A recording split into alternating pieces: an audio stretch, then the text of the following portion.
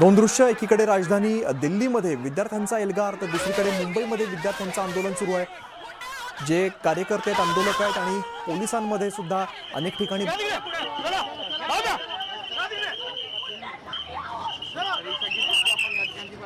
अगदी लहान मुलगा देखील जायते आणि त्याची आई जी आंदोलनात सामील झाली होती दादर चैत्यभूमी येथे, पण त्याला देखील जायते पोलिसांकडून धरपकड करण्यात येत आहे। तो ओरडून जायते सांगण्याचा प्रयत्न करतोय की आम्हाला पकडू नका, तरी त्याला जायते पोलिसांकडून धरपकडून खेचून या संपूर्ण परिसरातून जायते बाजूला करण्याचं काम करताना आपल्याला पाहायला मिळतात।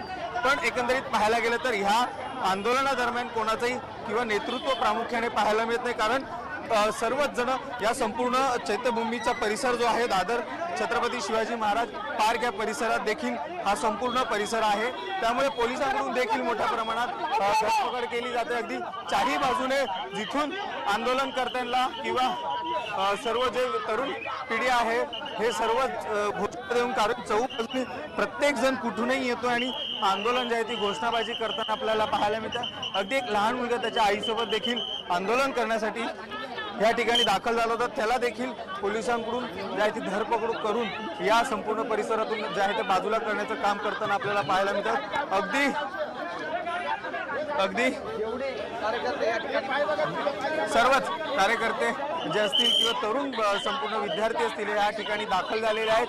अगदी जे सीजेपी म्हणजे कॉंग्रेस जनता पार्टीच्या जे दिल्लीला आंदोलन सुरू आहे किंवा त्या संदर्भात देखील त्याच अनुषंगाने मुंबईत देखील जायचं आंदोलन करण्यात येतं। अगदी वेगवेगळ्या ठिकाणी देखील मुंबईत आंदोलन करताना आपल्याला पाहायला मिळतं।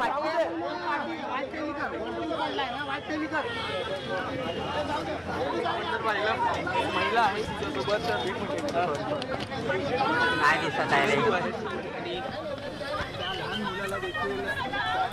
तर आपण बघतो चैत्यभूमीवरती विद्यार्थ्यांचं आंदोलन आज पार पडत होतं, मात्र पोलिसांनी या सगळ्या आंदोलकांची धरपकड आता सुरू केलेली आहे। आपण पोलीस व्हॅनमधली काही दृश्य बघतो, ज्यावेळेला काही महिला दिसत आहेत, काही विद्यार्थी सुद्धा आपल्याला दिसत आहेत, मात्र या सगळ्यांना ताब्यात घेण्यात आलेलं आहे।